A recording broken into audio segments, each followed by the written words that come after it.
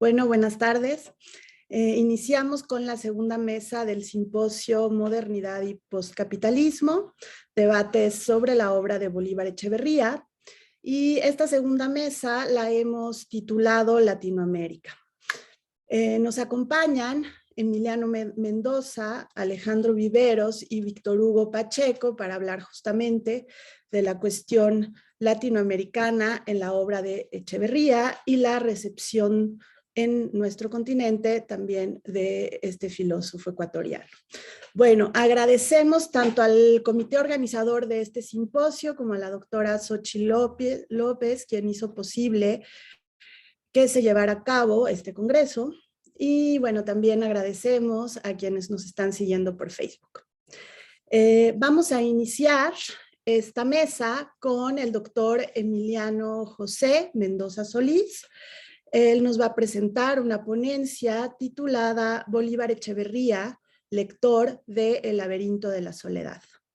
El doctor Emiliano Mendoza es investigador de tiempo completo de la Unidad de Investigación sobre Representaciones Culturales y Sociales de la UNAM. Es doctor en Filosofía por la Universidad Nacional Autónoma de México. Y su trabajo de titulación estuvo dedicado al análisis del concepto de crítica de arte literaria en Walter Benjamin. Ha cursado también estudios de posgrado en la Universidad Complutense de Madrid, en la Universidad de Salamanca y en la Universidad Michoacana de San Nicolás Hidalgo. Y bueno, le doy la palabra. Buenas tardes a todos, muchas gracias Andrea y gracias a Carlos Oliva, coordinador de este coloquio, por las atenciones y por la reorganización que entiendo fue apresurada de esta mesa, ¿no? Justamente me gustaría hacer un par de advertencias. La primera de ellas tiene que ver con la idea a partir de la cual hice este planteamiento pues hace más de un año cuando se nos, no sé, casi 2 años seguramente, cuando se nos pidió presentar abstracts y todo esto, ¿no? La idea surgió de que me encontré con el texto que Bolívar le dedica al laberinto. Me lo encontré muy casualmente en una red social y lo leí, me impresionó y quise explorar a partir de ahí algunos elementos que consideré relevantes en la obra, en la lectura de Echeverría. Luego se quedó ahí, durmiendo el sueño de los justos, como se dice, ¿no? El borrador. Y seguí leyendo y siguiendo las huellas de las lecturas de Echeverría en la obra de paz y encontré una serie de elementos dispersos que no alcancé a meter aquí, es decir, me voy a concentrar a esa propuesta original, pero hay muchos elementos que pueden irse conectando, que creo que hacen que la lectura y los alcances de la lectura de Echeverría sean aún mayores en relación a lo que sucede con la presencia de Octavio Paz en su obra, ¿no? Bueno, la otra es resumí lo más posible mi presentación, espero incluso que sea menos de 20 minutos, entonces estaría al pendiente, si no es así, para cortar, ¿no? Con motivo de los 50 años de la primera edición del Laberinto de la Soledad, es decir, hace 20 años, Bolívar Echeverría elabora una reflexión sobre esta obra clásica del ensayo en México. Su análisis versa sobre el carácter de la escritura pasiana y de su dilucidación temprana sobre el problema del ser del mexicano. Esta cuestión, en cuestión de estilo, el laberinto logra trascender el discurso científico-filosófico que por aquellos años pretendía instaurar una especie de aproximación rigurosa al tema de la identidad nacional y se posiciona de manera ejemplar en el modo latinoamericano, si se quiere mexicano, de reflexionar desde la literatura, mostrándose más ágil y atinada que aquella reflexión incubada en el mundo académico. A partir de esta perspectiva, Echeverría emplea para su análisis aspectos muy relevantes de su propio pensamiento, como el papel de la historia del arte en la configuración de los ET modernos, el papel de la crítica filosófica, el carácter barroco de la escritura, la realidad naciente entre la mirada y lo mirado, entre otros aspectos. Hay entonces una valoración de la obra, pero también hay un diálogo que pone en juego algunos criterios comunes y algunas diferencias evidentes. Tal es el caso de la concepción de lo barroco. Echeverría encuentra muchos y muy variados recursos barrocos operando en el laberinto. Esos recursos se muestran en la deslumbrante perfección del texto, que vuelve imposible tocar algo en él con la crítica de Echeverría, sin que ello implique una incomprensión del mismo como un todo. Hasta aquí Echeverría. Y esta seducción emanada de la obra parece ponerla por encima de las discrepancias respecto de su contenido. Esto se debe, nos dice Echeverría, al hecho de que el texto de Octavio Paz es un texto barroco y que los textos barrocos se cierran en sí mismos como una mónada. De manera más bien fragmentaria, propongo mostrar a continuación algunas de las estrategias de análisis de Echeverría, mostrar sus indudables aciertos interpretativos, los temas que el autor deja pendientes y algunos elementos que pueden interpretarse de forma más clara siguiendo estrategias y criterios comunes a los de Paz, pero no necesariamente compatibles, esto es, poniendo en juego la relación entre la mirada y lo mirado, entre la lectura y la obra, entre la comprensión y la traducción. Es mediante la mirada que Echeverría trata de captar el texto de Paz como un todo. ¿Cómo hacer eso ante una obra que en el título enuncia el reto de un laberinto? Esta cuestión se resuelve con relativa facilidad si atendemos al otro título que está en juego. Esto es, la lectura que se nos sugiere desde el rótulo del ensayo de Echeverría es la de Paz como un muralista mexicano, un pintor de la vida nacional postrevolucionaria. Dice Echeverría, no es aventurado decir que el laberinto despliega ante el lector, a la manera de un mural mexicano, pero de plasticidad no visual sino lingüística, un tríptico compuesto por diferentes escenas, en cada una de las cuales las imágenes conceptuales se conectan entre sí y se invaden las unas a las otras, alcanzando una síntesis aparente. Hasta ahí Echeverría. Es así, bajo esta óptica, como se elabora el abordaje dentro del espacio de un tríptico pictórico, donde el panel central y principal está conformado por los 4 primeros capítulos dedicados a describir la singularidad del mexicano. Esto en la configuración del ensayo de Paz, ¿no? En este espacio se encuentra un texto que parece estar gobernado por los trazos de Siqueiros, al mostrar un paisaje donde dice Echeverría citando a Paz, los dioses insaciables reinan todavía. Ahí se levanta una figura que surge de la tierra o se hunde dramáticamente en ella, que es madre y tumba. Hasta aquí la cita. Esta es, para Echeverría, la parte más brillante y más compleja de la obra, en donde se encuentran los esbozos ya clásicos del pachuco en busca de identidad, del hombre hermético, que se desliza disimuladamente e incrusta su rostro en una máscara tratando de alojarse en el disimulo la sospecha de su propio vacío. Es la parte del ensayo en la que el mexicano es el hombre que lleva el estigma de ser hijo de la Malinche, el hombre para quien la figura es, para quien la fiesta es un desafío de la muerte. El espacio orientado a la izquierda del tríptico está conformado por los capítulos 5 y 6. Aquí Orozco es quien lleva la tutela, pues es donde se concentran las escenas históricas en un ambiente sombrío, como ciertas representaciones de la historia plasmada por este muralista.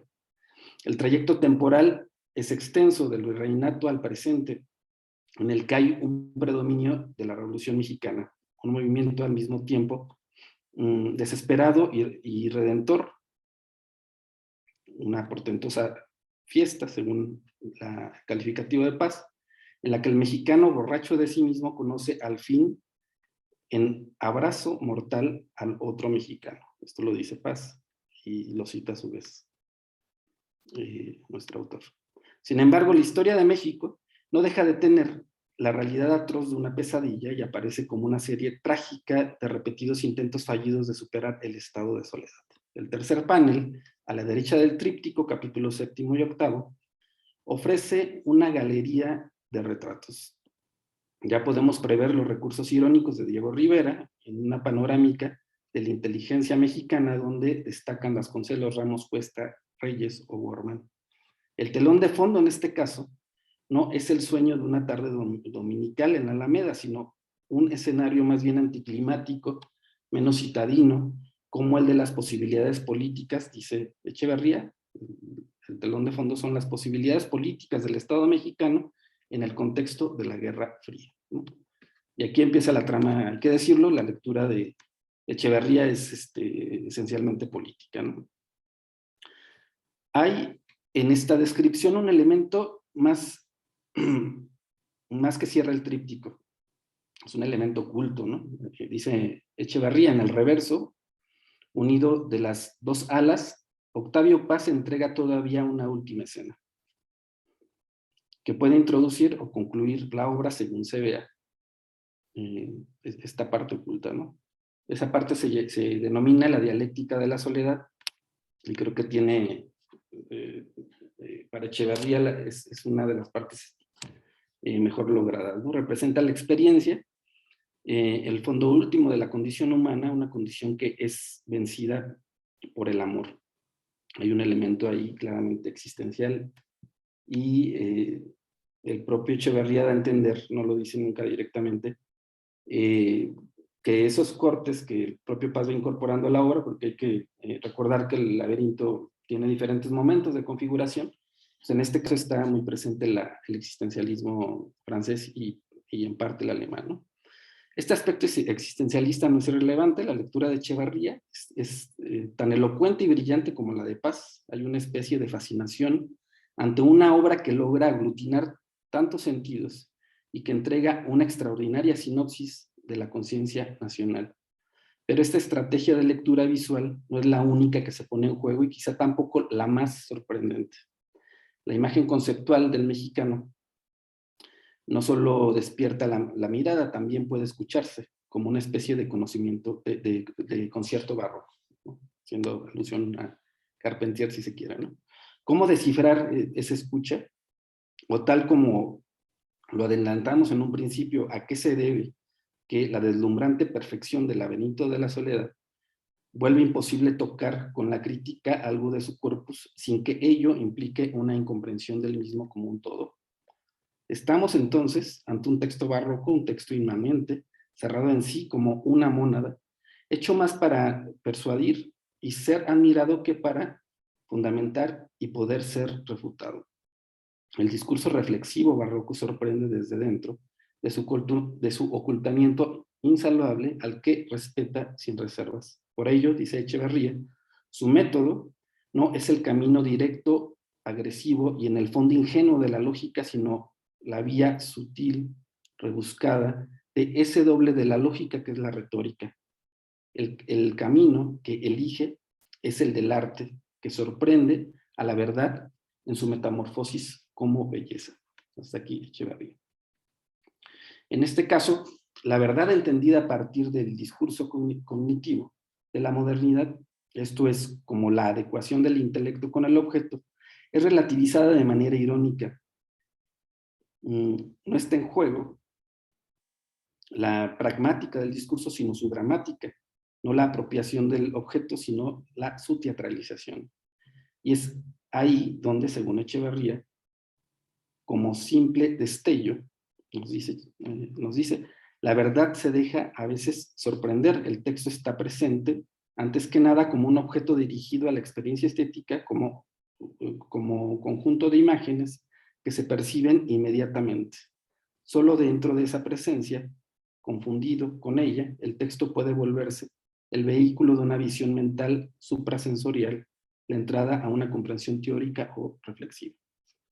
Hasta ahí Echeverría.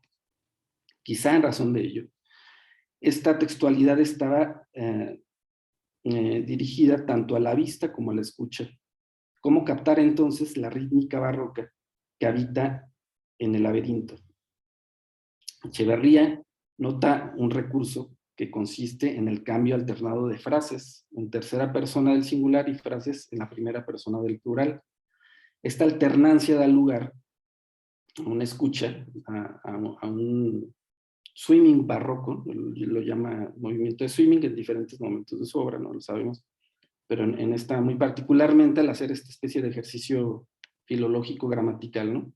Entre ese swimming se va dando de manera un tanto pendular entre el él y el nosotros, las afirmaciones que Octavio Paz va haciendo que plantean también esta figura de dialéctica que comentábamos anteriormente, ¿no? A esta alternancia hay que añadir, dice Echeverría, cito, que no se trata solamente de una alternancia de voces, sino del manejo rítmico de esa alternancia que es sin duda magistral. La alternancia rítmica de estas dos voces le da al ensayo una musicalidad que lo vuelve excepcional y que es, en mi opinión, el primer y más amplio instrumento de su efecto persuasivo, de su capacidad de producir certezas. Hasta aquí Echeverría.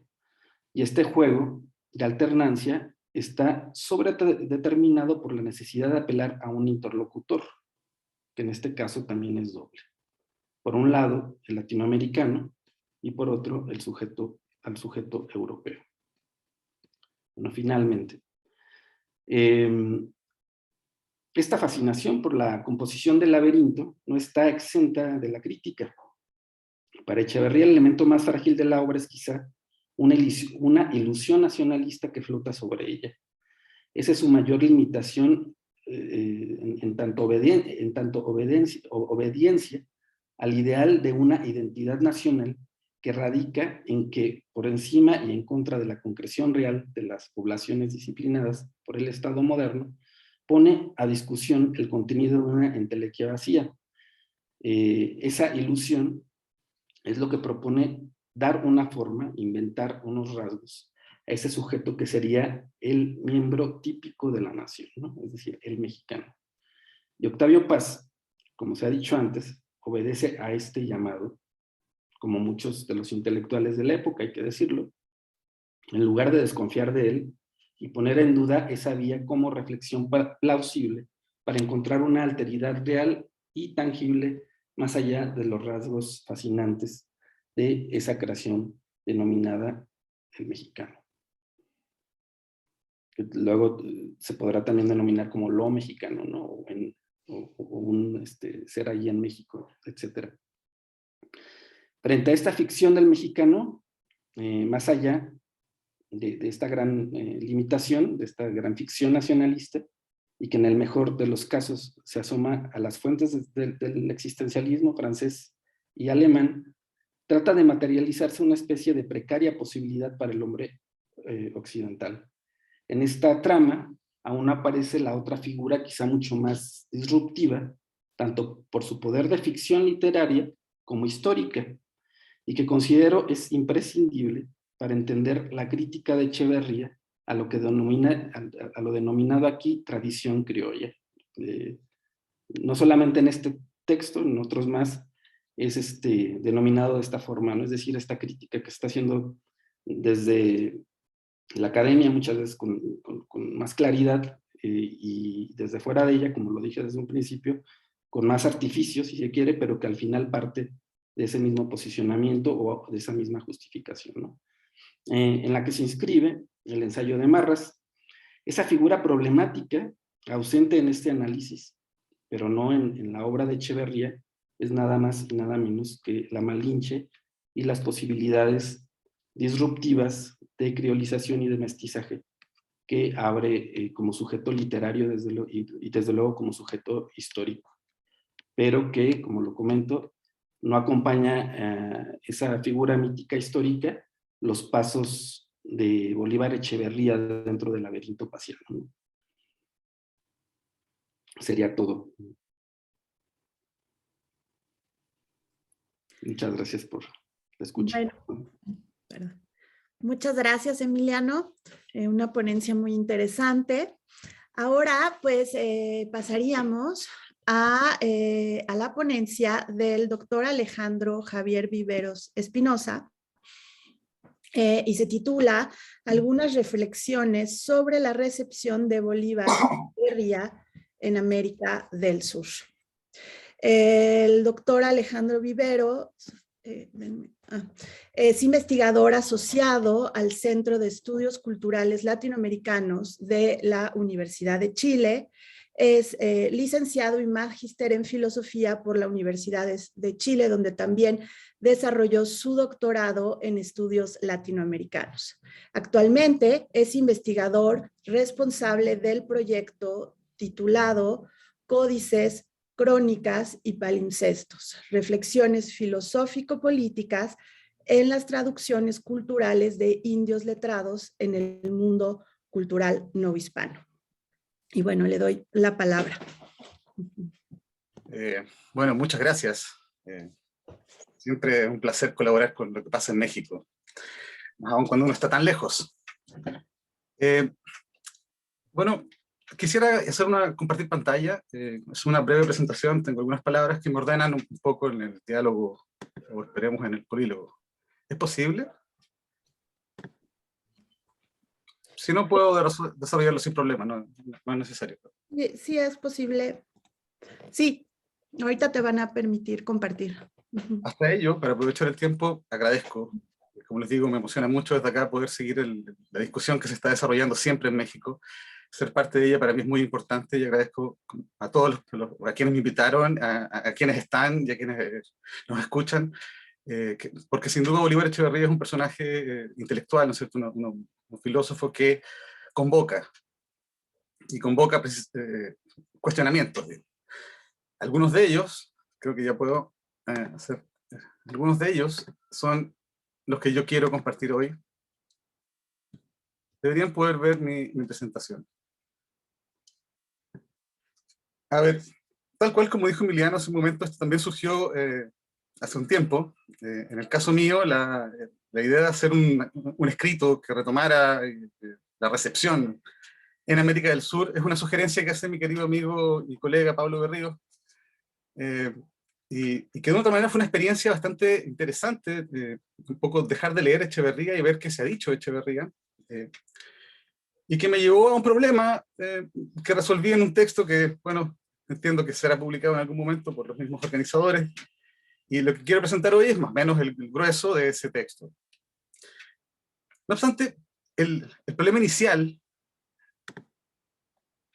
y me trajo a colación, precisamente estaba leyendo este texto, el caso Jaus, de Ot Marete, uno de mis maestros, revisado por Sergio Galde, de traducción, precisamente porque la teoría de la recepción, ¿no es cierto?, y la figura de Jaus, más allá de lo polémico que ha sido su participación en la Alemania nazi, nos da a colación, primero, pensar el concepto de recepción y cómo queremos pensar esa recepción en Bolívar Echeverría, particularmente porque era el trabajo que llevaba a cabo, que lleve a cabo.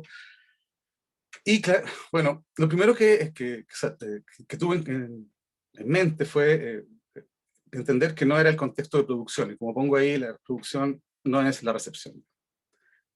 Y esto es difícil en Echeverría porque de otra manera él está produciendo en los dos lados. Está produciendo en México, pero hay mucho que sale tanto en Ecuador como en Colombia también hay algunos ejemplos de ello, digamos, de su obra.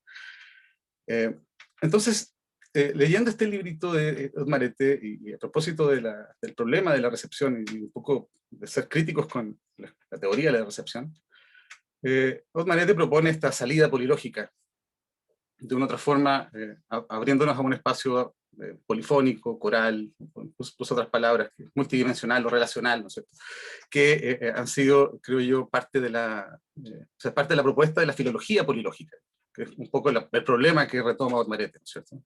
¿Cuál es el lugar de la filología para la vida, ¿no es cierto?, la romanística, y dentro de ello, ¿cuál es el problema de la recepción, precisamente? Cuando se piensa más allá de Jaus.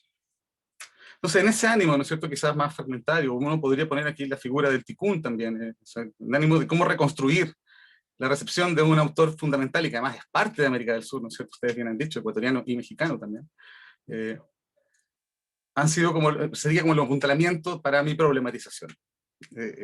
darle una vuelta más a la recepción e incluso pensar que este texto que logré escribir o esta presentación se enmarcan en una suerte de ejercicio de recomposición de esa vasija rota, ¿no es cierto? De ese ticún, que de una otra manera es el mismo ejercicio que uno debería hacer con Bolívar Echeverría, porque uno encuentra una gran cantidad de elementos para rastrear, ¿no es cierto? Sobre ello, yo tuve que tomar decisiones. Y establecí, en mi acercamiento a la literatura siempre me ha demostrado que hay que establecer quizás un corpus, más allá de fuentes primarias, la idea era un corpus, que inicialmente dividí de forma muy ingenua en términos de producciones nacionales, ¿no es cierto? Las revistas están en el lugar, los libros publicados en tal lugar, o las tesis publicadas en tal lugar, que fueron básicamente los tres grandes receptores de mi búsqueda, ¿cierto? Pero y precisamente para esta presentación, pensando la noche, decía, en realidad esto no tiene que ver con países. O sea, hay una recepción que uno podría decir, y aquí pensando más bien en términos geoculturales, ¿no es cierto? Una recepción andina y una recepción aquí en el Cono Sur, y que de una otra manera, y eso espero mostrarlo, hay una continuidad, pero también hay una tensión o una distancia en precisamente cómo se reconoce a Bolívar Echeverría. En este ejercicio quisiera nombrar, porque son muchos los textos que tuve que revisar, pero por país, digamos, para un poco organizar esto, o por área andina, digamos. En Ecuador está la revista Íconos, ¿no es cierto? Hizo un número especial para Bolívar Echeverría en el año 2012, su muerte muy reciente. Está también una producción bastante interesante de Mabel Moraña en el año 2014, para una crítica de la modernidad capitalista. Es un libro que recopila, bueno, no solamente autores de América del Sur, sino mexicanos e incluso mucha gente que está en Estados Unidos. Y al mismo tiempo está el texto de Luis Arizmendi, Julio Piñeilillo y Eleder Piñeiro, del 2014, que hace un ejercicio también recopilativo, y donde uno podría encontrar, bueno, la constelación de amigos e intelectuales en distintas partes que estaban dialogando con Bolívar Echeverría, también tiene lugar en estos números especiales.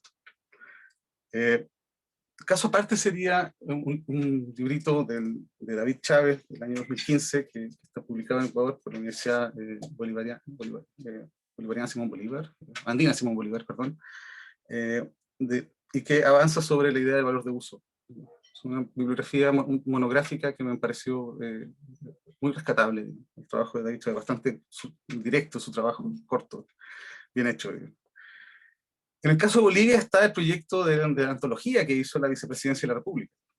De una otra manera, Álvaro García Linera, digamos, entiende bien qué lugar puede tener Echeverría en la construcción de un pensamiento crítico, en este caso reformulado desde el MAS, ¿no es cierto?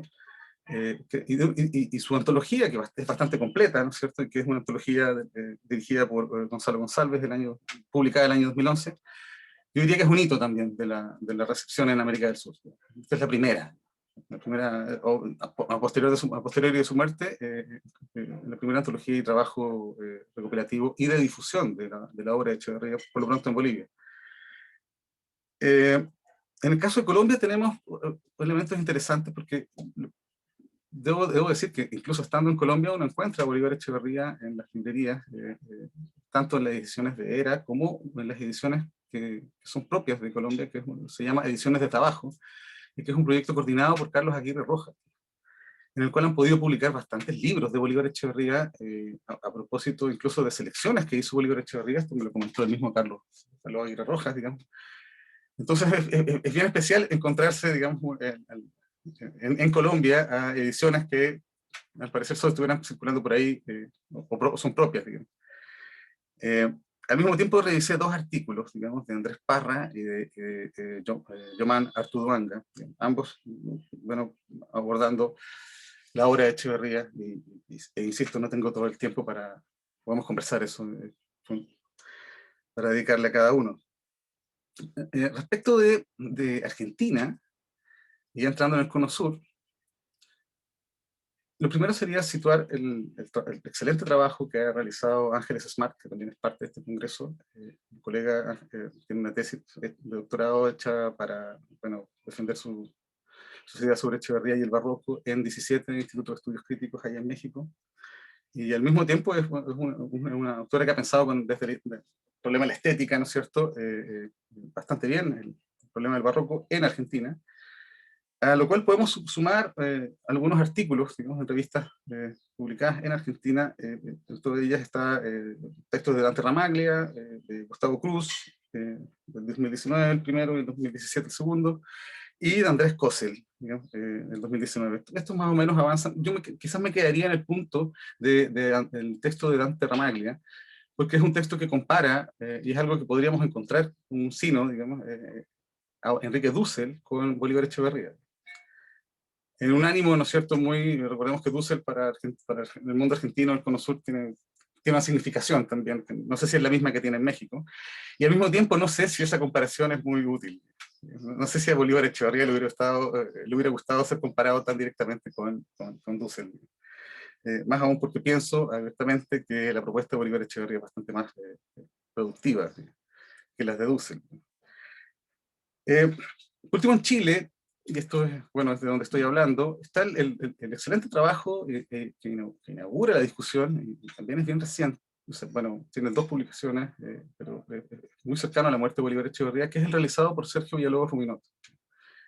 Es un artículo que después salió republicado en el libro que cité de Manuel Moraña, que sale en Ecuador, ¿no es cierto?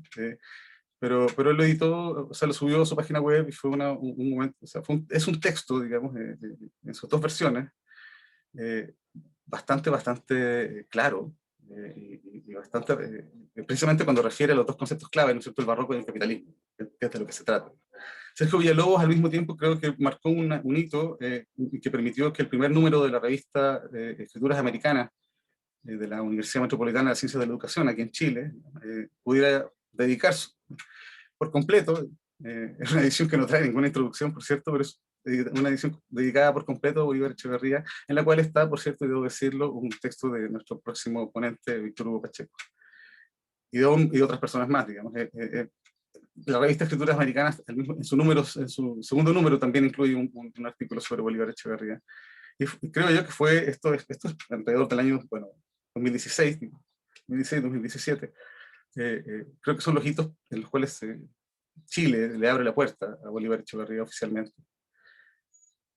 A ello debería sumar de forma no oficial, ¿no?, la tesis de Pablo, bueno, la tesis de Pablo Garrido sería un ejemplo del uso de Bolívar Echeverría, y no de una tesis sobre Bolívar Echeverría, el uso conceptual de Bolívar Echeverría. Una tesis de estudios latinoamericanos también que pude revisar, y al mismo tiempo las actividades extra que se han desarrollado aquí en distintos espacios. Uno de ellos es el que conformamos con otros colegas, que es el de Modernidad Alternativa, que es un grupo que ha trabajado desde el año 2017 y que ha generado espacios de difusión de la obra de Echeverría aquí en la Universidad de Chile particularmente. Y bueno, nuestro último hito fue el año pasado haber invitado a Rodrigo Ferreira, el traductor de Modernity and Whiteness.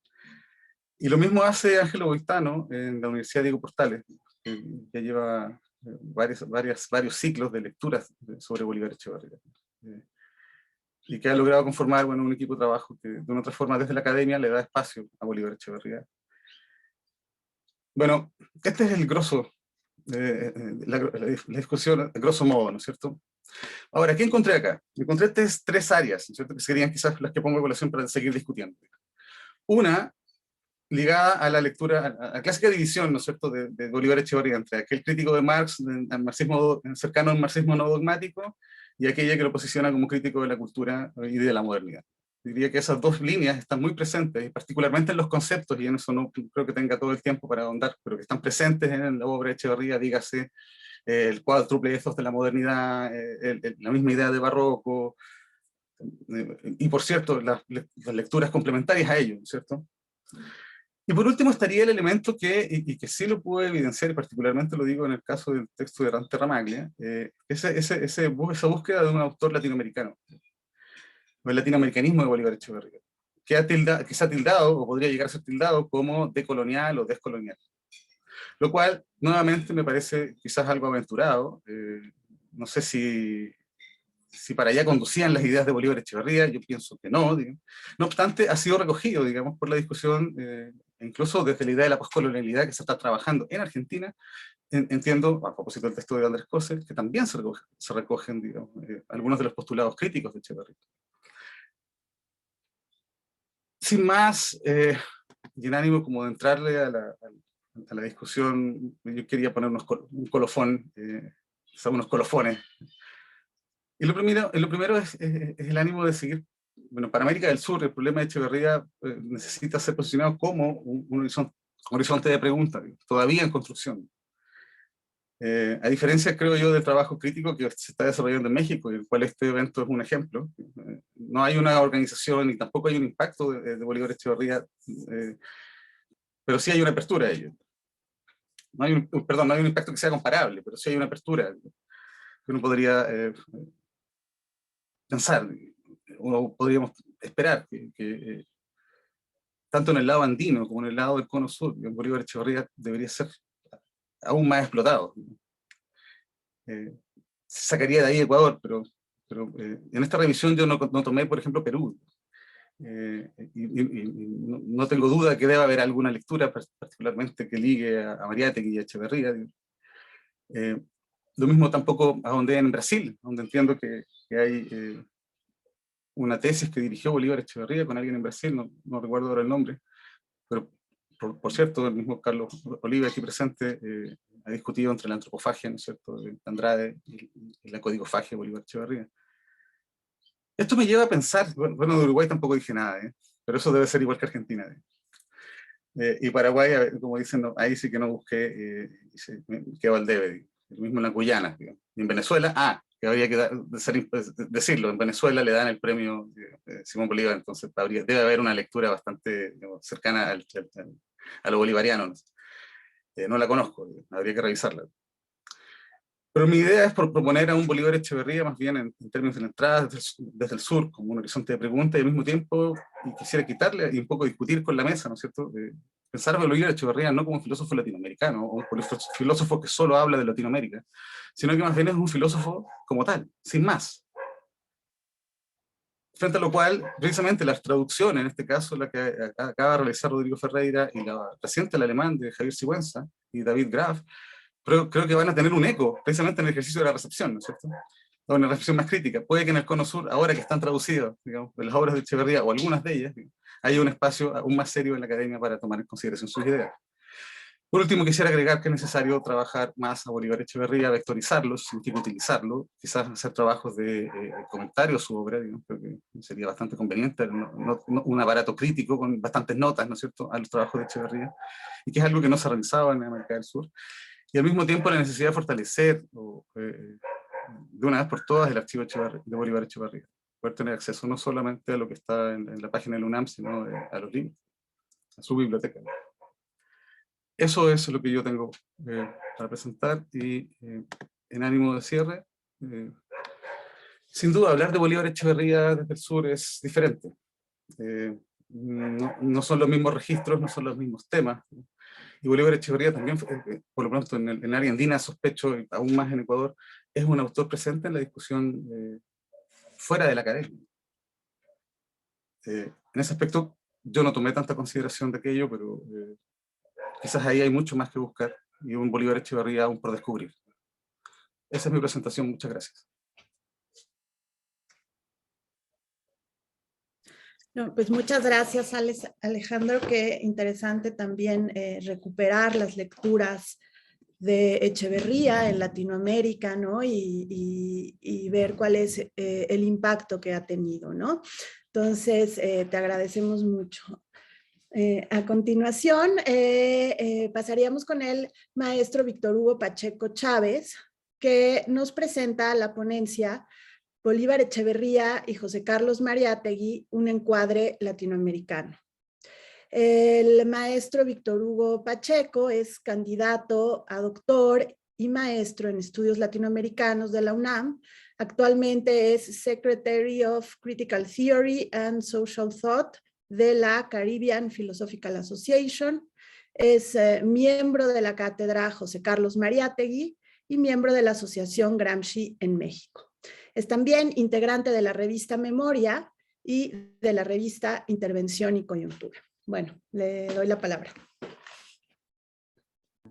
Muchas gracias, Andrea. Gracias por la presentación, por la organización, a Carlos Oliva, todos los quienes estuvieron involucrados en la logística también, que fue realmente, como ya se dijo, algo arduo, ¿no? Esperábamos con mucha eh, anticipación este evento, que se hacía, que no se hacía, pero finalmente estamos aquí y es un gusto compartir, ¿no? Conocer a Emiliano y a Alejandro, ¿no? Con los comentarios que hicieron, que son realmente interesantes, ¿no? Bueno, yo voy a tratar de formular quizás nada más un par de líneas, ¿no? Que por supuesto no se van a desarrollar del todo, nada más apenas si se van a alcanzar a enunciar, que me interesa, ¿no? Sobre este asunto de la relación entre Bolívar Echeverría y José Carlos Mariátegui, ¿no? Mencionaba Alejandro, ¿no? Que quizá haya algo en Perú más o menos similar, pues no. Hasta donde yo he podido ver, ¿no? Realmente no hay nada. De hecho, la obra de Bolívar Echeverría en Perú, digamos que todavía es un territorio desconocido, ¿no? En todo el aspecto de los sentidos, ¿no? Me parece que la tradición de pensamiento y de discusión peruana está por fuera del ámbito echeverriano, por decirlo de algún modo, y curiosamente también una de las cosas que me ha animado a pensar esta relación, justo fue en algún momento que llegué a estar en Lima, en una charla que me invitaron a hacer justo sobre Bolívar Echeverría, un compañero que actualmente pues es un camarada muy querido y también quien considero que es una de las mentes dentro de la filosofía peruana, jóvenes, que hay que irle poniendo atención, que es Edmundo Montoya, me interpeló francamente diciéndome justo cuál era esa relación, ¿no? Entre Bolívar Echeverría y José Carlos Mariátegui. A lo que debo de contestar que pues en esa pregunta tan a quemarropa, pues la verdad es que yo quedé como un poco descuadrado, ¿no? Dije, no, pues no sé realmente, no sé si realmente tendría Bolívar Echeverría que pensar a Mariátegui, ¿no? Etcétera, ¿no? Y, y bueno, pero lo que sí es que a partir de ahí me ha surgido reiteradas veces la duda y la inquietud justo de por qué Bolívar Echeverría no trata a Mariátegui, ¿no? O sea, si uno busca en lo que es posible rastrear en términos de lo publicado, algunas referencias o alusiones a José Carlos Mariátegui, pues realmente no las encuentra en Bolívar Echeverría, ¿no? Me parece que en Bolívar Echeverría hay dos grandes ausencias, pensando desde el ámbito mexicano, eh, este, hay dos grandes figuras a las que no acude nunca, ¿no? Una de ellas es José Revueltas, insisto, ¿no? Para las discusiones en México del marxismo mexicano, y pues precisamente para el ámbito latinoamericano es José Carlos Mariátegui, ¿no? Yo tengo la idea de que la formación y la difusión de Mariátegui hay que tenerla muy en cuenta para estos aspectos, ¿no? Me parece que justo cuando se está dando a conocer nuevamente Mariátegui en el ambiente de discusión latinoamericano, que es en la década de los 60, es cuando Bolívar Echeverría parte a Alemania, ¿no? En ese sentido, aunque vive en Ecuador, ¿no? O sea, se desarrolla toda su juventud, bueno, parte de su juventud en Ecuador. Eh, eh, Hay que recordar que para esos momentos de los 50, 40, 50, ¿no? Inicios de los 60, Mariátegui sigue siendo, incluso se podría decir, que un autor desconocido para el grueso de la discusión latinoamericana, ¿no? Por supuesto que está en la mente de los grandes intelectuales, ¿no? De los grandes intelectuales del momento, ¿no? humanistas, ¿no? Literatos, ¿no? Por supuesto que todos lo tienen en mente, ¿no? Incluso desde épocas muy tempranas, desde los 30. Pero una vez que se muere y una vez que el Partido Comunista Peruano decide hacer el corte, ¿no? Con la tradición y el pensamiento que él iba forjando, va a tardar mucho tiempo para reconstituirse una línea de pensamiento, incluso aceptada o reconocida legítimamente dentro del marxismo latinoamericano, ¿no? Prácticamente, la verdad es que yo pienso que eh, la integración del Mariátegui al marxismo latinoamericano, ¿no? O el momento en el cual el marxismo latinoamericano se apropia de Mariátegui, pues va a ser muy tardío, va a ser prácticamente hasta la década de los 80s, finales de los 80s, cuando precisamente la cuestión y el replanteamiento de temas como la nación, ¿no? Y la necesidad de pensar un marxismo latinoamericano como tal, lo va a hacer entrar y va a ser como un autor que va a poder ofrecer varias pistas, ¿no? Y para este momento, pues Bolívar Echeverría ya es un autor, digamos, consumado, ¿no? Ya está sacando, precisamente en la década de los 80s, su primer gran libro, que venía trabajando desde hace algunos años, o por lo menos una década, que va a ser el discurso crítico de Marx, ¿no?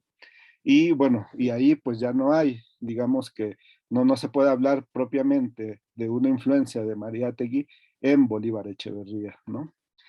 Sin embargo, yo creo que esto no impide que una vez que Bolívar Echeverría eh, pasa a una consideración distinta de las problemáticas y del abordaje que va a ser del marxismo hacia una extensión de los debates de la crítica de la economía política a el ámbito de la cultura, eh, y aunque no se puede decir que Bolívar Echeverría acude a Mariátegui para eso, es interesante cómo hay varias resonancias, ¿no?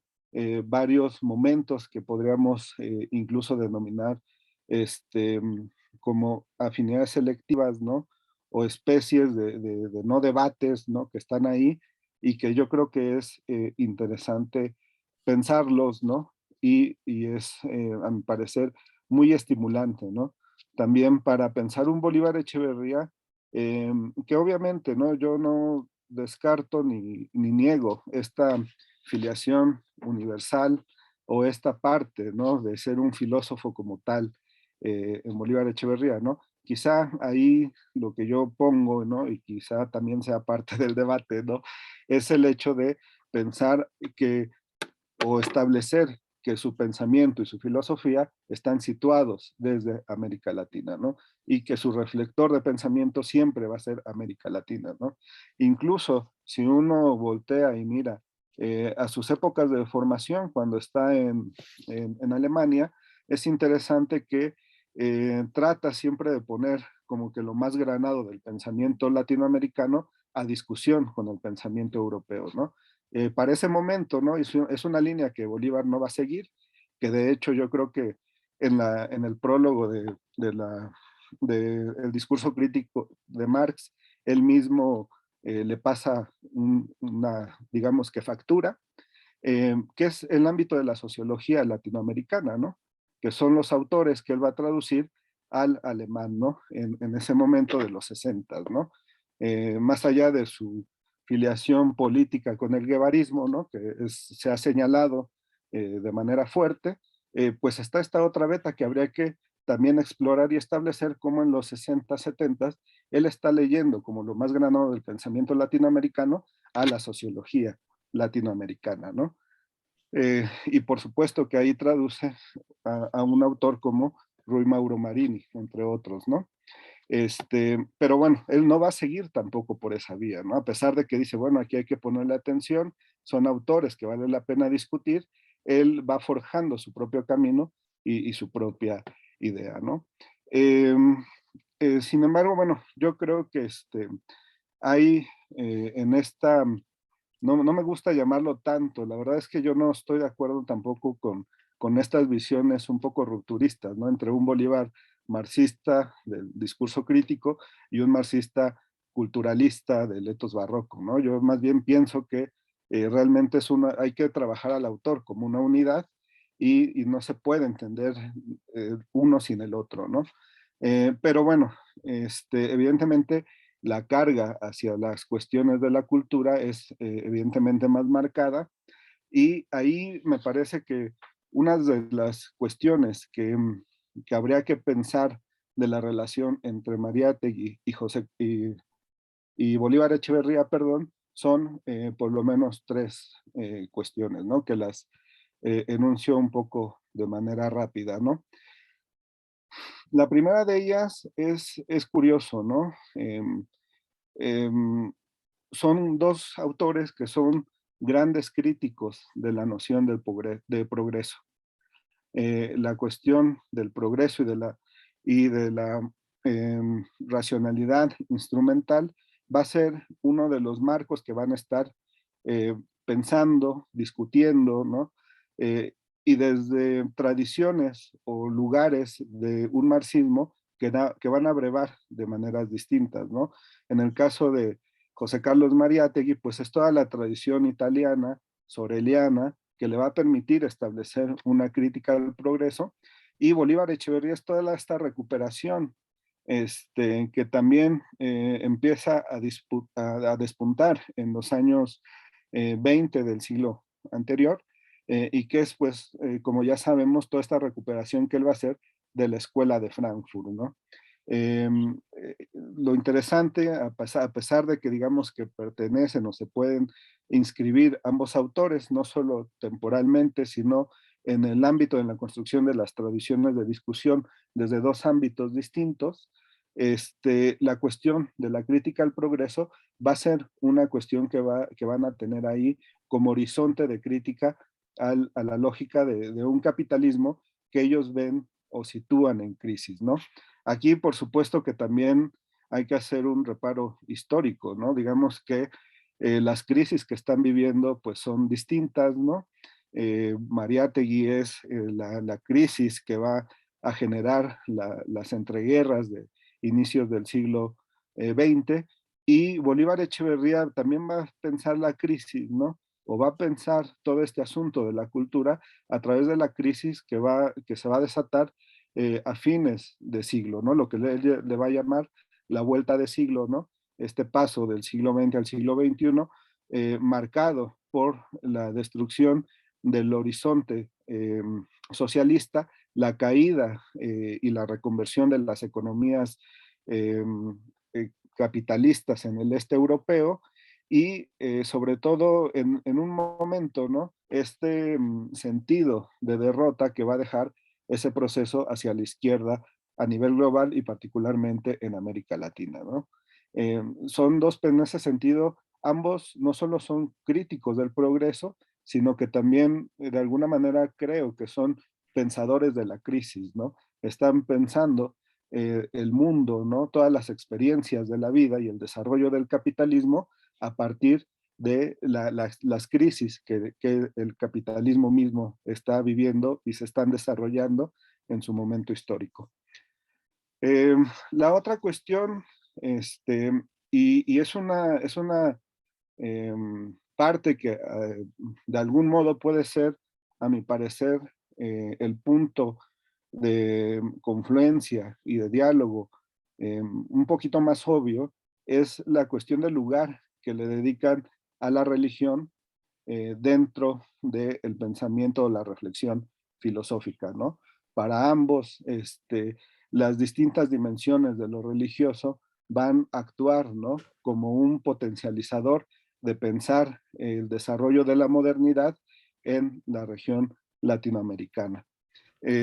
Por supuesto, ambos están de algún modo y también ahí acorde a los tiempos que están viviendo, son parte de una recuperación weberiana del modo en cómo se instaura el capitalismo y lo que Weber decía, sobre todo el espíritu del capitalismo a nivel mundial, ¿no? O en Occidente. esta beta, ¿no? Poco explorada, incluso en Mariátegui, pues le está dada, a mi parecer, por las lecturas y la relación que él va a tener con un autor como Carlos Frank, ¿no? Cubano asentado en Estados Unidos y con el que se va a estar carteando continuamente, ¿no?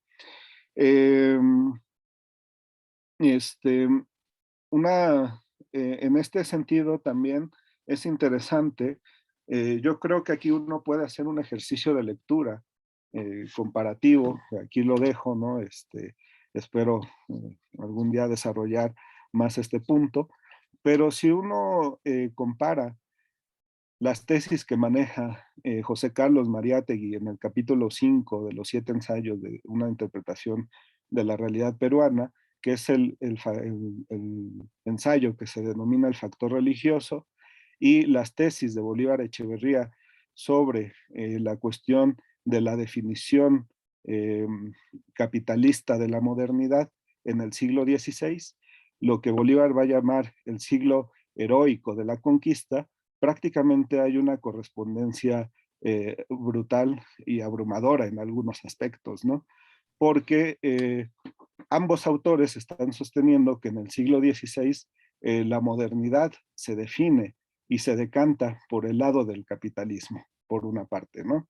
Y por otra, precisamente ese decantamiento y ese hecho hace que la cuestión de la modernidad en América Latina eh, cumpla un papel fundamental, la línea que va a desarrollarse a través de los jesuitas, ¿no? Una cuestión que por supuesto Bolívar Echeverría exploró mucho más que Mariátegui, pero que para Mariátegui tampoco estaba eh, dejada de lado, sino que está ahí jugando, ¿no?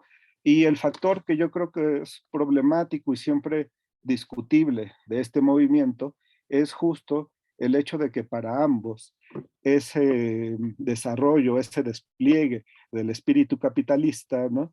Incluso en el ámbito, digamos, religioso, católico o protestante, va a significar de alguna manera también el eclipse de las culturas indígenas en la región latinoamericana, ¿no? Tanto Bolívar Echeverría como José Carlos Mariátegui van a decir, bueno, las culturas latinoamericanas originarias, ¿no? No tuvieron el potencial o la potencia para poder sobreponerse a ese despliegue del espíritu capitalista del siglo XVI, ¿no? Ese me parece que es otro de los elementos, ¿no? Y uno último que quisiera poner aquí rápidamente, ¿no? A mi parecer, quizá el elemento menos pensado en lo que yo he podido al menos revisar de José Carlos Mariátegui, ¿no? Curiosamente, a José Carlos Mariátegui no se le ubica o no se le concede un lugar como un pensador de la técnica como tal, ¿no? Son escasos los artículos y quizá solo una tesis, y bueno, ya convertida en libro, ya pasada a libro, es la que ha situado este asunto en Mariátegui, que es el trabajo de Álvaro Campuzano Arteta, ¿no?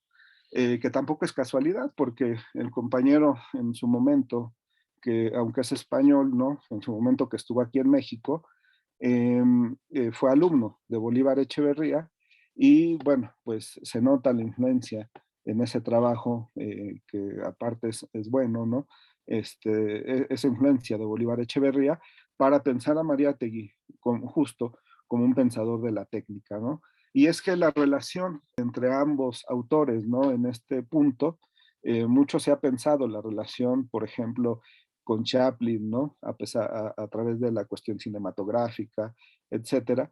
Pero en este punto del despliegue de la técnica, de algún modo ambos autores, Bolívar Echeverría recuperando a Walter Benjamin, van a pensar o a ver el problema de la técnica como no solo como el sometimiento de los entes, sino también de las posibilidades de despliegue de una técnica distinta a la del capitalismo, y esta posibilidad de una técnica distinta mediada por la cuestión de lo que en términos benjaminianos se denomina la técnica lúdica, ¿no?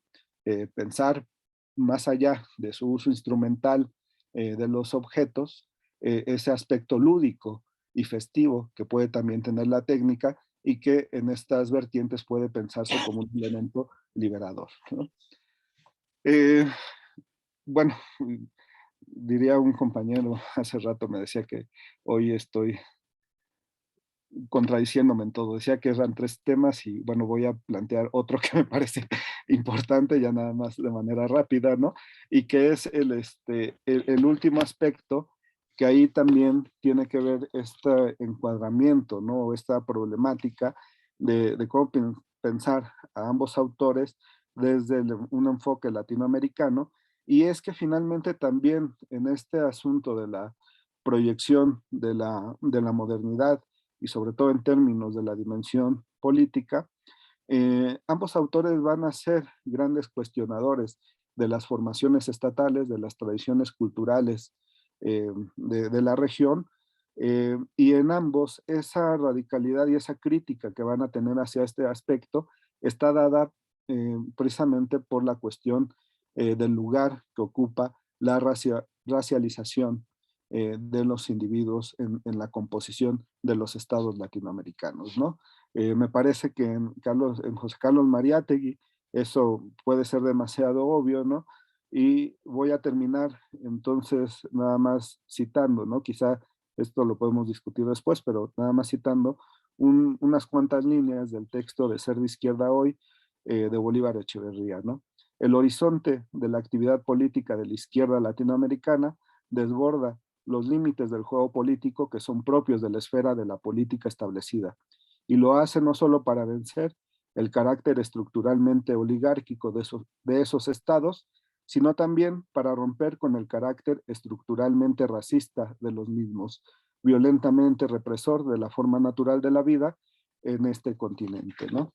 El aspecto, pues, de qué lugar o de cómo construimos o pensamos los estados nacionales, pues no está exento de pensar las relaciones de racismo y de discriminación en los países de esta región, ¿no? Bueno, esos son unos puntos que quería poner aquí en la mesa. Muchas gracias. Muchas gracias, Víctor Hugo, por tu ponencia. Qué interesante estuvo también. Bien, vemos entonces, pasemos ahora, perdón, a las preguntas. No tenemos todavía preguntas de Facebook. Entonces, no sé si los que nos acompañan ahorita en la sesión quisieran plantear alguna pregunta, o bien también si ustedes a alguno de los otros ponentes quieren plantear una pregunta, ¿no?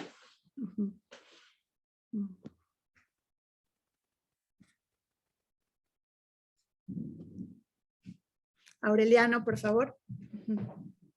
Bueno, buenas tardes. Me gustaron mucho, déjenme decirles, las 3 ponencias.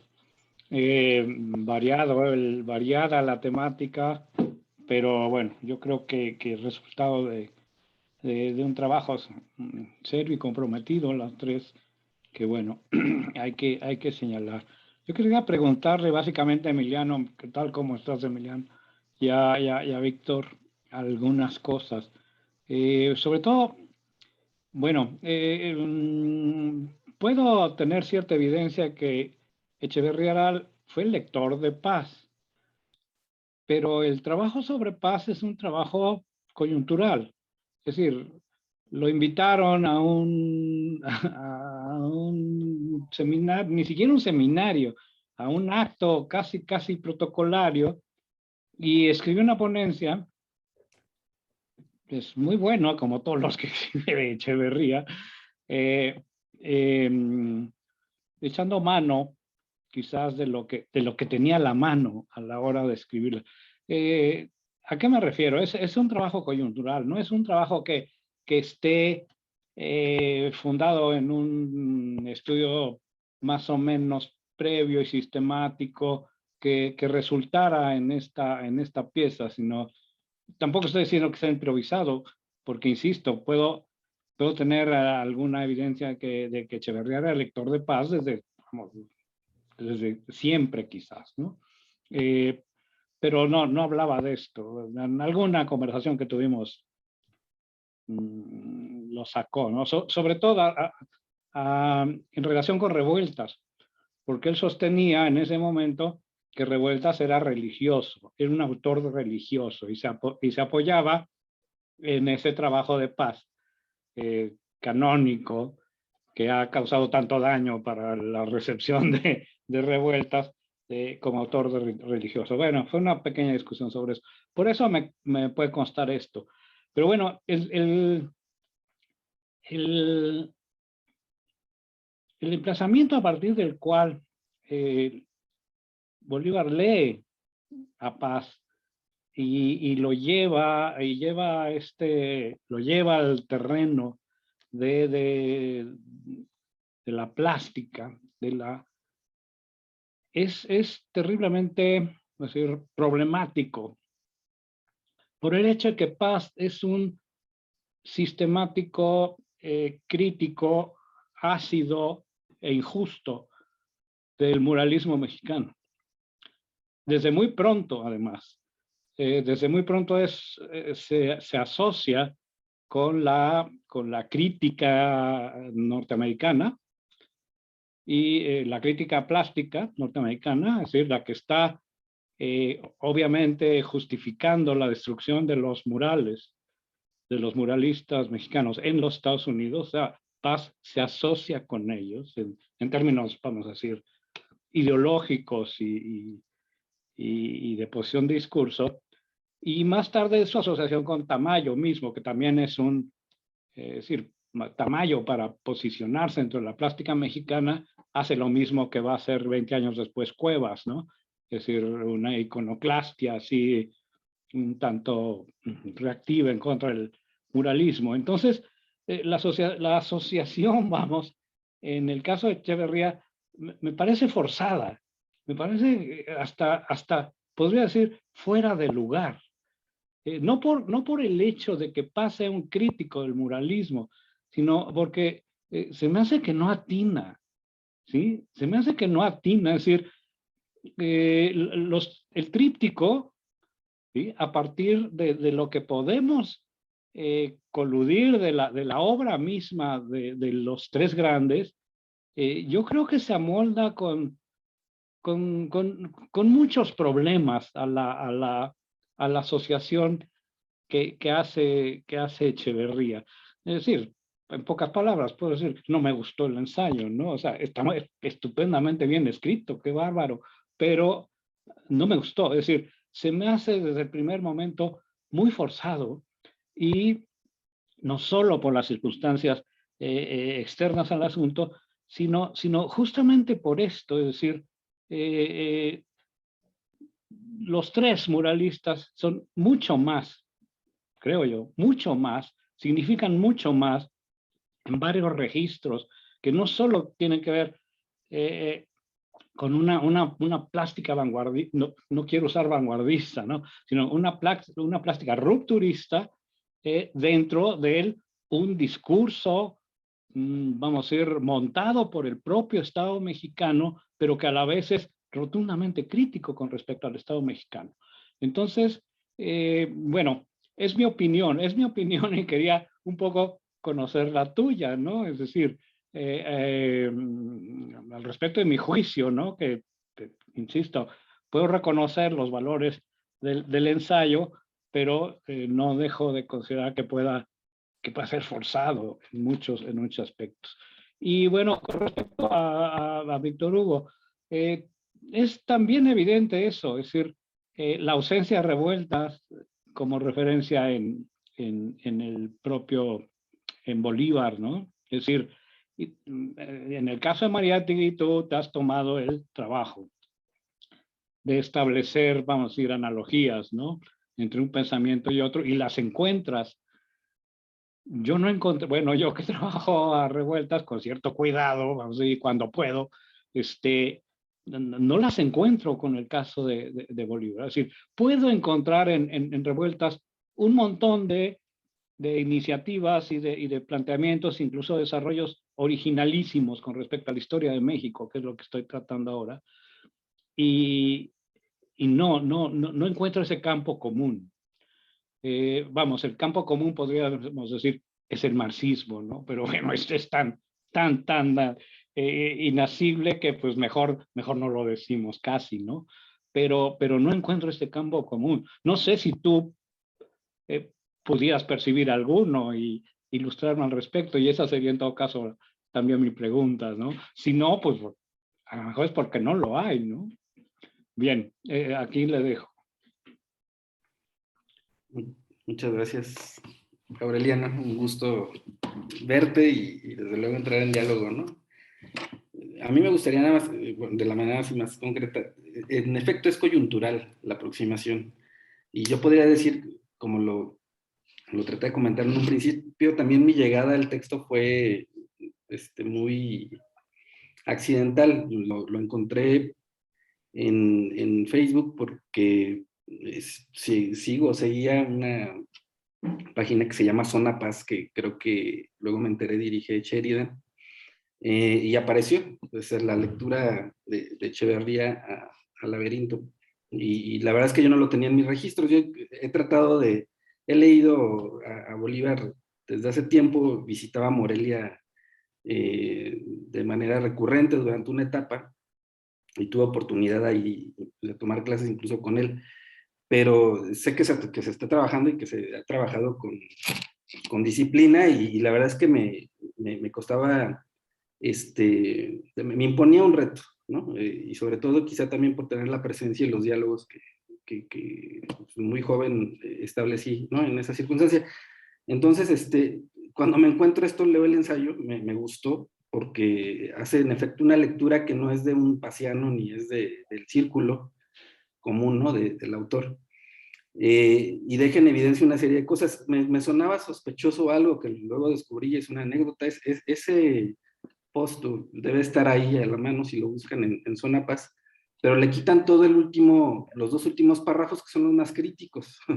Uno lee nada más la parte como laudatoria, ¿no? de la obra, de esta lectura en donde pone a los tres muralistas, que en efecto puede ser muy criticable, tanto la lectura que viene de Paz y quizá también el juego que hace el propio Bolívar, pero yo creo que tiene un valor un tanto alegórico, es decir, desde luego en la propia exposición no trata de agotar el sentido de cada uno de ellos, ¿no? Yo me eché una escapada también ahora que estaba redactando esto a leer algunas cosas de Octavio Paz sobre el muralismo, y en efecto encontré pues, un posicionamiento muy sesgado.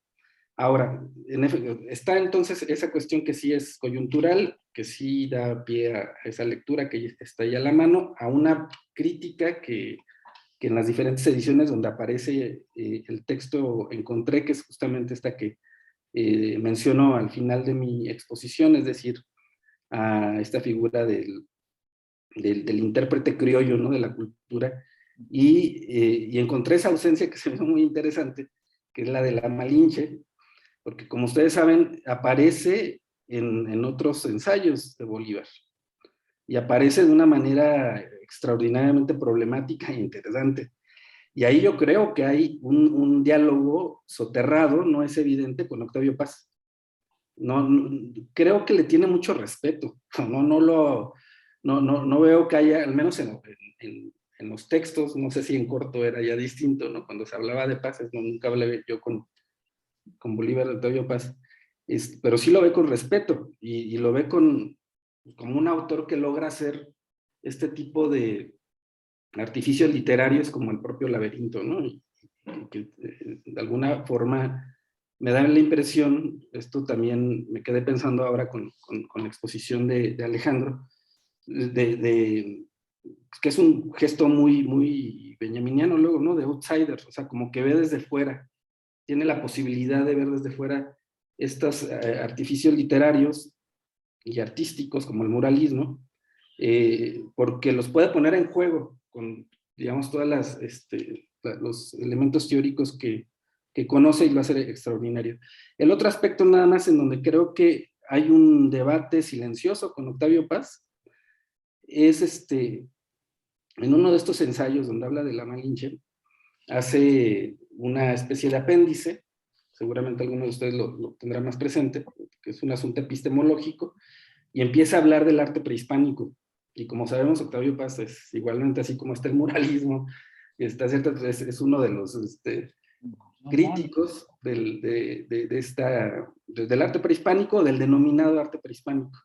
Y hace una serie de observaciones extraordinarias. De hecho, yo me quedé con todo esto, por eso comentaba también en un principio que agarré el texto, porque dije, lo puedo comentar, y estaba el Congreso y todo esto, pero luego con el tiempo, a mí me vino bien que no se llevara a cabo, y en ese sentido, pues, indirectamente hasta la pandemia, así vamos, seguí buscando en lecturas más o menos casuales, tendría que decirlo, no sistematicé demasiado, pero pues seguí buscando los rasgos en donde podía haber algo de Paz en relación a la obra de Bolívar, y en donde volvió a saltar fue ahí. Entonces, cuando habla de arte prehispánico, sin mencionar a Paz en ningún momento, critica una serie de enunciados, por ejemplo, como el que hace Paz cuando habla del arte maya y del arte de la zona de Veracruz, y también del arte de llamas del altiplano, pues, y que lo califica siempre con extrañeza, como si hubiera una imposibilidad, ¿no?, de entrar a esa cosmovisión mediante ciertos rudimentos que la crítica de arte contemporánea da, ¿no? Y al mismo tiempo el propio Paz hace afirmaciones como que muchas de esas obras prehispánicas podrían estar en una galería de arte moderno sin ningún problema, por ejemplo, ¿no? Es decir, el propio Paz a veces no ayuda mucho a esclarecer las cosas, pero lo que sí hace Bolívar Echeverría, es decir, es dejar en evidencia que esa descontextualización y esa dificultad para valorar en particular el arte prehispánico, lo que demuestra, desde luego, son muchas de las limitaciones, digamos, de esa perspectiva más bien eurocéntrica, de poner las coordenadas de significación en los límites y la problematización de lo que está ahí representado en estas obras, pues como si fueran casi que circunstanciales y alejadas de cualquier registro, ¿no? Que sea medianamente, digamos, abordable con un rigor que no entre al plano, digamos, de la crítica tradicional, como tú lo dices, y en efecto, eso yo creo que podría plantearse también como una especie de elemento crítico a la crítica, a la crítica de arte que representa Paz, ¿no? Ahí lo dejaría. Gracias.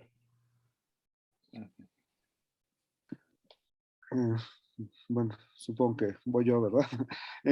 ¿Qué tal, Aureliano? Un gusto verte y escucharte. Efectivamente, bueno, yo también creo que es difícil encontrar algunos núcleos, ¿no? Analogías o algunas cuestiones entre Bolívar Echeverría y José Revueltas.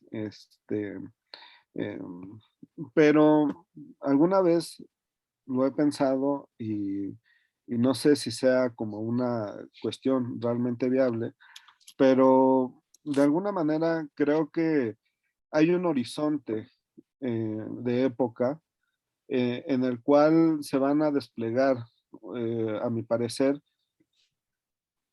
dentro de las discusiones del marxismo en México, ¿no? Por lo menos una discusión o unas vertientes de discusión en donde pueden converger estos autores, ¿no? Y unas de ellas es la cuestión del asunto de la enajenación, ¿no? De la teoría de la enajenación, los debates sobre la teoría de la enajenación. Hay que pensar sobre todo ese momento de los 60, de los 70, ¿no? Y que ahí hay que verlo como en una continuidad, ruptura y un diálogo, ¿no? Entre autores, ¿no? porque, bueno, por una parte, evidentemente está esta relación que yo creo que es más cercana, o bueno, evidentemente más cercana de Bolívar Echeverría con Adolfo Sánchez Vázquez, y me parece que ahí hay que pensar a Adolfo Sánchez Vázquez como una tradición propia, ¿no? Como un pensador que está estableciendo una línea de lectura sobre este asunto de la enajenación y el marxismo. Eh, y otra línea de lectura es precisamente la cuestión de cómo piensa José Revueltas el asunto de la enajenación, que no tiene nada que ver con Paz, que de hecho el breve escrito que le dedica a Filosofía de la Praxis, José Revueltas prácticamente va a decir que Sánchez Vázquez es un idealista, ¿no? Es un subjetivista, en pocas palabras, ¿no? Pero ahí se están enfrentando dos tradiciones o dos modos de pensar la cuestión de la enajenación que a mi parecer no se han establecido un diálogo tan directo entre estos dos autores, ¿no? En su momento. Quizá también porque son autores que, digamos que mientras José Revueltas está representando un cierre del marxismo mexicano de la primera mitad del siglo XX, ¿no? De algún modo Sánchez Vázquez se va a pensar como uno de los autores que está aperturando un nuevo ciclo de pensamiento del marxismo en la década del siglo XX, ¿no? Esa no correspondencia quizá es lo que ha hecho no pensarlos, y no ponerlos a dialogar y a discutir entre sí. Entre esas continuidades y discontinuidades, entre esos encuentros y desencuentros, el autor que está en medio es justamente Bolívar Echeverría, ¿no? Porque a pesar de que tenga una gran relación con Adolfo Sánchez Vázquez, en estricto sentido no es Sánchez Vázquista, ¿no? No procuró, no siguió la línea de Sánchez Vázquez, eh, porque de algún modo una de las cuestiones, a mi parecer, que va a estar censurando Bolívar Echeverría es la cuestión del humanismo en Sánchez Vázquez, con la que va a estar fuertemente encontrada la teorización de Bolívar Echeverría, ¿no? Y eso se va a expresar incluso en la mesa de presentación del discurso crítico de Marx. Si ahí uno lee la presentación de Sánchez Vázquez, pues, y también la forma en cómo asume Bolívar Echeverría la cuestión de la praxis dentro del marxismo, estamos viendo a dos autores que están discutiendo en términos totalmente distintos, ¿no? Uno pensado más en una tradición, digamos, clásica del marxismo, pensando el asunto de la política, ¿no? Y en un primer momento Sánchez Vázquez de la política de partido, ¿no?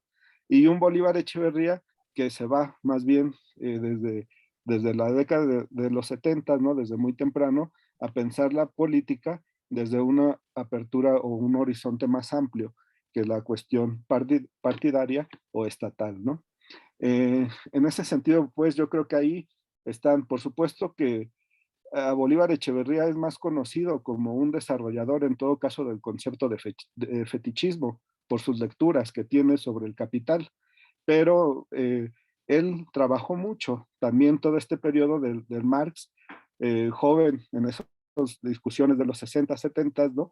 Junto a Sánchez Vázquez, y me parece que ahí uno habría que buscar, ¿no? También cómo se cómo se acercan estos dos autores, pero cómo también se están deslindando o están recorriendo paralelamente caminos distintos, ¿no? En este trayecto del marxismo mexicano del siglo XX, ¿no? Yo creo que pues ahí más bien hay que pensar eso, ¿no? Que estamos ante tres tradiciones o tres formas de pensar y asumir la problemática de la enajenación dentro del marxismo representada en estos tres autores. Lo cual no deja de ser una pena, ¿no? Porque imagínate un debate de un entrecruzamiento crítico entre los tres. Vamos, es un contrafáctico, no sucedió nunca, ¿no? Pero simplemente imaginarlo da miedo. Sí, claro. Y ahí yo creo que sí le ganó la cuestión del respeto a Bolívar Echeverría, ¿no? De nunca confrontar así tan frontal a Sánchez Vázquez, ¿no? Sí, creo que sí. Bueno, ¿hay alguna otra pregunta? Carlos. Sí. No sé si es buena idea que hagamos una ronda, porque si no nos va a comer el tiempo, ¿no? De preguntas. Oigan,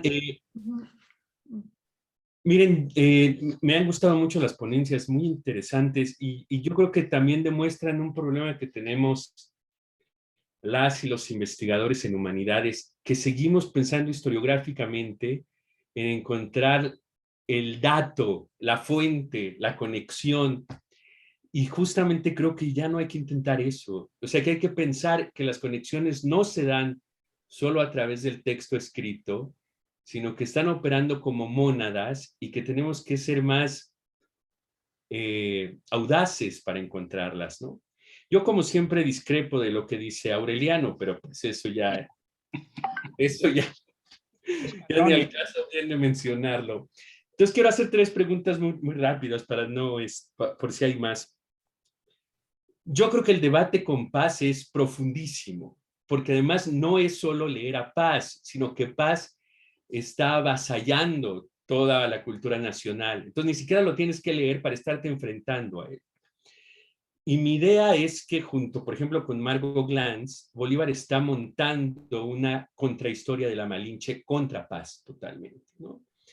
Y yo tengo la idea de que para lo que para Bolívar es el mestizaje, es la Malinche, ¿no? O sea, es una situación de duelo permanente. O sea, que nunca llegamos al luto y nunca resolvemos porque hay un duelo que viene de la conquista que no se resuelve. Y quien ejemplifica ese duelo es la Malinche. Y creo que por eso incluso ni siquiera hay que discutir con Paz, porque Paz lo hubiera eliminado del debate público, sino que hay que buscar otras estrategias, y son las que busca Echeverría en México. Entonces tengo esa duda, no sé qué te parezca. De Alejandro, que me da muchísimo gusto conocerlo, me ha gustado mucho este mapa que hace, y yo tengo una duda, esto de la región andina y el cono sur, México parecería que se cuece aparte porque aquí llegó Bolívar, cada vez es más claro las investigaciones subterráneas, ¿no? Por ejemplo, lo que ha dicho Javier Sigüenza sobre cómo introdujo a Benjamin por cuántos flancos y de manera tan soterrada en la Academia Mexicana. Y ahora es tan evidente de que el Marx que Bolívar introdujo a la Academia Mexicana es casi el Marx del siglo XXII, ¿no? Eso es un Marx que estamos apenas conociendo. Entonces, no sé si es la figura de Bolívar que nos forma literalmente, o si tiene también que ver con el Estado y el mercado mexicano. Esto es para quitar un poco la idea de que si Bolívar hubiera estado en otra parte se darían los estudios sobre Bolívar de esta forma. Lo que quiero preguntarte, Alejandro, es si no piensas que estas regiones en América Latina son zonas mercantiles diferentes y que por lo tanto la recepción de un autor o de una autora tiene mucho que ver con sus mercados de comunicación con Europa, con Estados Unidos, con América Latina y sus mercados de reproducción del texto. Si eso fuera así, ¿cómo piensas el Cono Sur como un mercado académico comparado con la zona andina como un mercado académico en esta experiencia de recepción de Bolívar? Porque lo que decías de Colombia, por ejemplo, me parece interesantísimo, ¿no? Y lo que dice Víctor Hugo de Perú también, ¿no? O sea, de que ahí no hay propiamente trabajo sobre este autor, ¿no? Y que en Colombia hay un editorial que aquí tenemos noticias que publica a Bolívar, ¿no? Entonces me gustaría, si se puede mover un poco hacia allá, el debate, que es una coordenada de Bolívar, ¿no? Pensar todo en términos mercantiles, ¿no? O sea, la inteligencia se diagrama en el capital de forma mercantil. Y por último, a Víctor Hugo, lo que a mí me consta en las clases, Víctor Hugo, y creo que ahí el eslabón perdido nos lo puede dar John Kraniauskas, es que leí Arguedas muchísimo. O sea, que se sabía Arguedas de pe a pa. Tengo la impresión de que ahí hay una conexión con Mariátegui muy, muy importante. Cuando lo entrevistan en La Habana, si no me equivoco, en el 2007 o en el 2008, le preguntan por Mariátegui y es muy interesante su respuesta, porque primero, como a ti parece que lo encuentran descanchado y sorprendido, y entonces dice, es un grande, ¿no? Y después dice, pero planteó cosas que el marxismo apenas está entendiendo. Y dice el problema de los pueblos originarios, ¿no? Por ejemplo. Entonces es ambiguo hasta dónde conocía o no conocía a Mariátegui, pero el trabajo de John Kraniauskas, que conoce muy bien a Mariátegui, a Arguedas y a Bolívar, muestra que la conexión es compleja entre los tres, ¿no? Y que responde un poco a la filosofía de la zona andina, en la que Bolívar está metido, pero como siempre al estilo de Bolívar, de manera muy periférica, entrando y saliendo sin debatir de frente. Entonces, eso me parece muy interesante. Eso en sus entrevistas en la Universidad de Berlín, en la Libre de Berlín.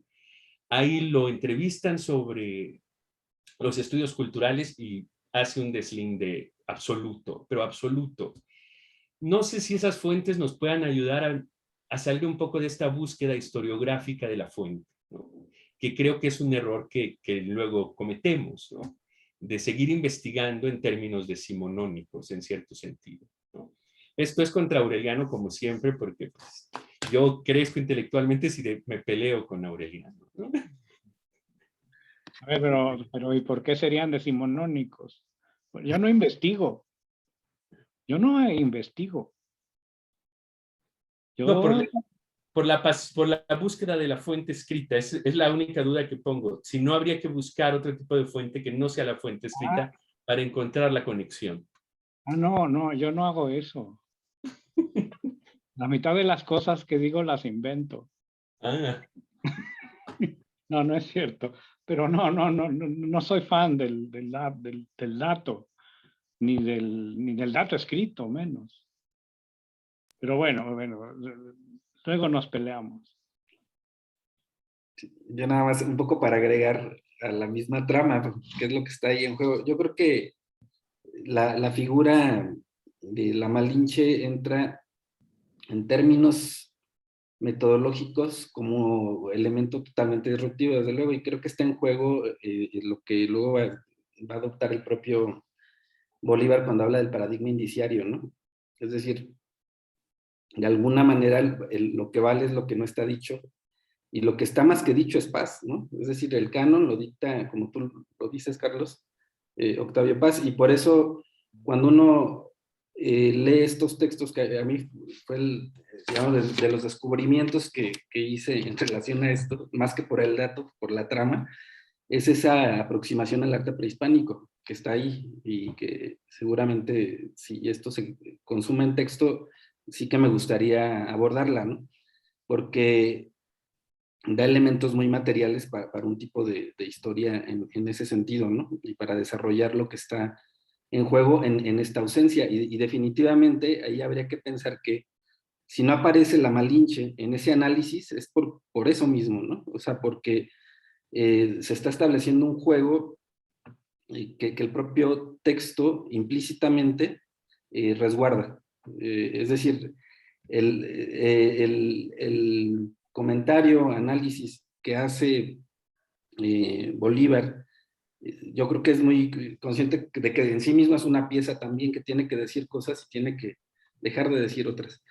Y desde luego que rastrear lo que falta por decir, pues ya es parte digamos, de la actividad, no sé si de investigador aureliano, pero sí, al menos sería una trama más digamos, de un tipo Sherlock Holmes, pues, ¿no? Como se plantea desde la perspectiva de la historia a partir de los índices.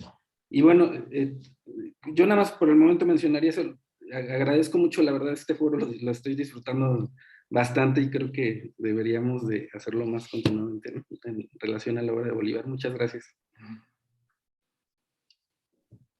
Bueno, nada más quería leer un comentario que hizo el doctor Evodio Escalante desde Facebook sobre la discusión entre Revueltas y Sánchez Vázquez. Y dice, el diálogo entre Revueltas y Sánchez Vázquez era asunto imposible.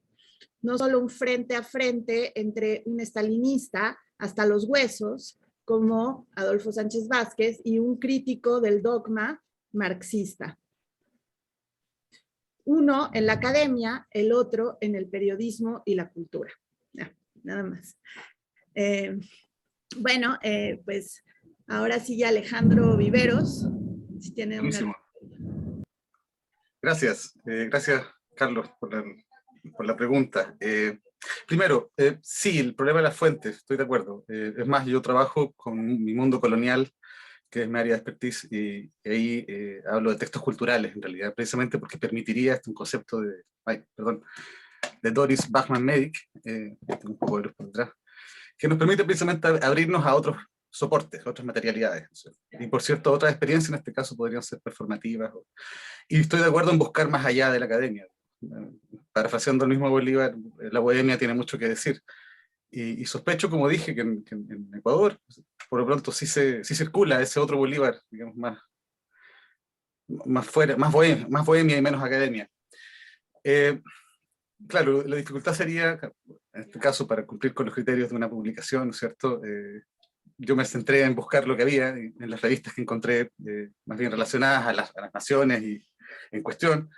Y claro, como comentaba, inicialmente esa diferencia por países era un poco útil, era útil, pero no conducía a una gran reflexión. Y tu pregunta ahonda precisamente lo que encontré, digamos. Dos mercados, voy a tomar el concepto que tú propones, digamos, y que viene a colación perfectamente, donde esto circula de manera tan diferente que lastimosamente uno diría hay como dos dimensiones de Bolívar Echeverría. Aquel que encontramos en el área andina,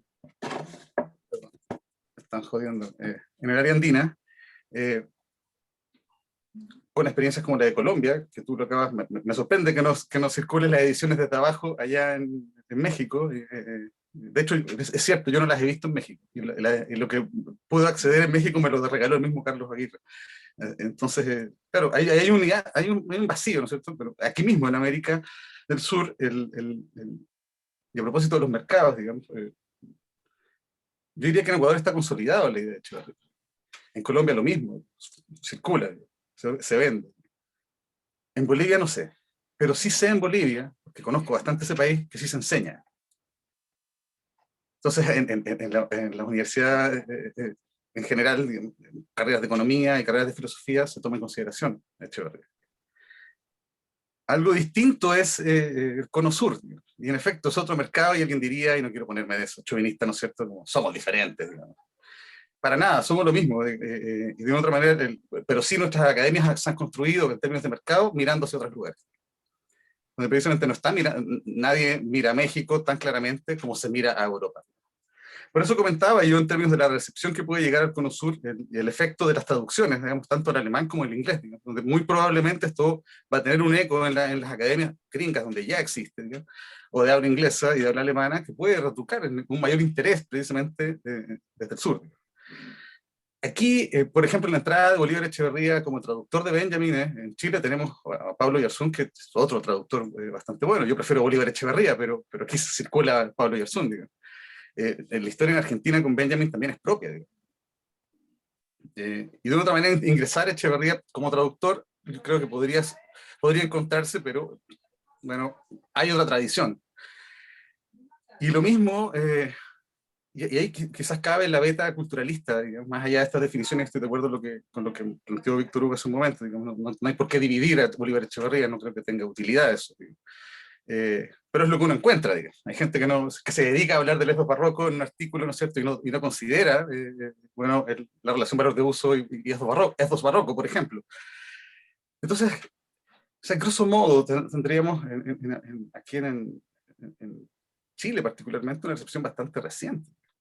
Y en Argentina yo diría que lo pasa lo mismo, o sea, porque precisamente están mirando hacia otro lugar. Y más aún de su obra, quizás como traductor podría entrar, porque bueno, acá hay una traducción de un autor bastante trabajado y conocido en las academias acá en el Cono Sur, Walter Benjamin, pero claro, leer a Echeverría, los pocos libros que circulan aquí en Fondo de Cultura, en la sede que tienen en Santiago, es definición de cultura. Y falta bastante más ahí. De hecho, siempre es un problema cuando yo pido que compren los libros. Habrían dos mercados Porque yo diría que ese sería como el lastre que trae, el problema de la recepción, que no logra coordinarse. Y al mismo tiempo eso acarrea, enhorabuena, distintos modos de lectura. Sí estoy dispuesto a decir, solo para cerrar esta intervención, de que lo que faltaría sería más conocimiento de Echeverría, ¿no? Más lugar, digamos. Pero eso es algo que aquí hacemos muy pocos, porque muy poco hemos leído Echeverría. Lo mismo pasa en Argentina con la tesis de Ángeles Mar, o incluso, y se me olvidó ponerlo, en Ecuador habría que sumar a Rafael Polo, y un dossier que salió el año pasado en la revista Ciencias Sociales de la Universidad Central, que están dentro de mi corpus. Pero se sigue produciendo y hay que ir buscando, de otra forma ahí yo creo que en ánimo de coordinarse. Por lo pronto tener una discusión como la que estamos dando en nuestra mesa, en la cual también sumemos voces de otros lados. Por último, sobre Malintzin, que me ha interesado bastante el tema, y de hecho yo pude escribir un texto sobre lecturas de Malintzin, donde está Octavio Paz y también está el Bolívar Echeverría, y en efecto ahí yo creo que estoy convencido que hay una tensión propia, digamos, de la figura Malintzin, y que es una figura que en mis estudios sobre el mundo colonial me ha sido muy útil, y particularmente a través de que Malintzin no es cualquiera, digamos, es la joven, dice en la cita, ¿no es cierto?, aquella que es de 1519 a 1521, la que toma la atención de Echeverría, y precisamente en términos de la codigofagia que realiza, que sería un concepto que habría que sumar acá a la discusión, y precisamente ahí estaría el quiebre, ¿no? Porque la relación, la comprensión de codigofagia en términos de un mestizaje cultural, creo que va por otro lado, y marca una clara diferencia con aquella que es los hijos de la chingada, ¿no es cierto?, con lo cual parafraseo a Octavio Paz. Eso, muchas gracias.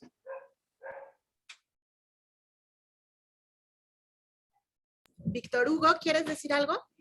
¿Responder? No responder, no tengo nada que responder. Pero bueno, sí quería ahí como comentarle a Alejandro. Hay una cuestión que se me hace interesante y bueno, en Chile, bueno, no sé tú cómo vas a esta apreciación que yo tengo, pero también me parece que uno puede ver no solo a través de temáticas, eh, como lo pusiste también en tu exposición, sino también en el mismo diálogo entre tradiciones teórico-intelectuales. Y me parece que en Chile justamente quien ha recibido, recepcionado y hasta cierto punto está tratando de desarrollar a Bolívar Echeverría, es toda una línea que justo está Sergio, ¿no? Eh, que tú lo decías, ¿no? La revista, ¿no? Bueno, Oscar Ariel, ¿no? Con escrituras americanas, ese grupo, pero una orientación que podríamos definir como posmarxista, ¿no? Postfundacionalista, incluso para ser más específicos, y es, a mi parecer, desde donde se está también hablando o analizando Bolívar Echeverría en Chile, ¿no? Lo cual permite otras aproximaciones y también otros diálogos, ¿no? Distintos, por ejemplo, a lo que tenemos aquí en México, ¿no? Si es parte de la teoría crítica, ¿no? Si es parte del marxismo crítico, etcétera.